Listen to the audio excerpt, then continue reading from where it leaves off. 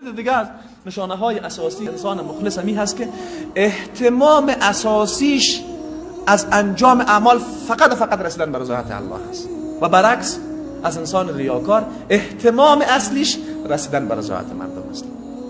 یعنی هرگاه یک انسانی یک عمل را انجام میده، اصل ذهنیت و نیت قلبی و درونیش و در مفکوریش همیست که خب چقدر الله متعال از این عملی که من انجام میدم راضی و خوشنود میشه. اما انسان ریاکار در این مورد میسنجه که خب چقدر مردم از این گپ راضیه، چقدر مردم این گپ کنه، چقدر مردم بیشتر خوشحال بشن با انجام این عمل، با مثلا گفتن این سخن این موارد. به همین خاطر موارد زیاده انسان‌های ریاکار که از جمله بارزترین نشانه های ریا به اصطلاح در میان منافقین ریا تبارز بیشتر پیدا میکنن.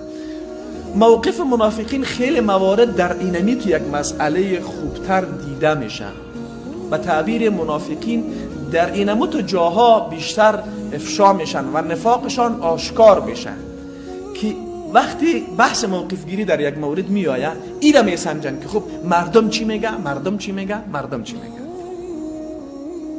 معیار سنجش منافقین در انجام یک عمل، در گفتن یک سخن، در گرفتن یک موقف امیست که مردم چی میگن. اما از انسان مسلمان ایست که مطابق ضوابط شرعی میشنجه که کدام عمل الله راضی میکنه.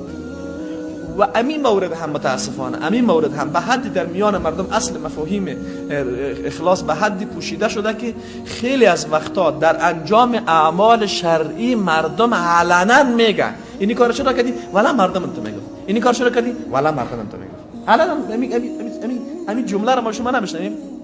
در مورد اعمال شرعی، کارهای شرعی که قبول و اعمال وابسته به اخلاص است، مردم علنا و ظاهرا میگه که اگه والا این کارو میکنه مردم یعنی از این قدر دیگه نشانه واضحی برای ریا وجود نمی داشته باشه. خب خیلی از مردم امی گپ را میگن غافلن که این خود ریاست، متوجه نمیشه اصلا که این گپ که من امیال میگم این خود ریاست دیگه.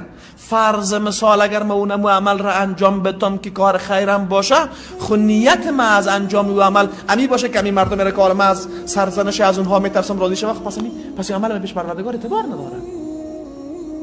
دقت کردین؟ پس انسان مسلمان خیلی دقت داشته باشه که وقتی یک عمل را انجام میدم انگیزه واقعی ما چیست. آیا حقیقتا امی ترس پیش ما هست که مردم چی میگن؟ یعنی دو مورد داره. یعنی عامل بسیار بزرگ از عوامل ریا، یعنی یک قاعده کلی برای شناخت ریا و برای تفکیک اخلاص دائمی هست که یک نفر هرگاه یک نفر اینمی معیار پیشش بود که خب مردم چی میگن، یعنی از سرزنش مردم میترسید که مورد ملامتی مردم قرار نگیریم و به دنبال رسیدن به مدح مردم بود. خود اینمی بزرگترین عامل از عوامل ریا هست. بزرگترین عامل از عوامل ریا اینه نیست که یا یک نفری و دنبال رسیدن به ستایش مردم هست یا هم به خاطر خلاص کردن خود از سرزنش مردم یک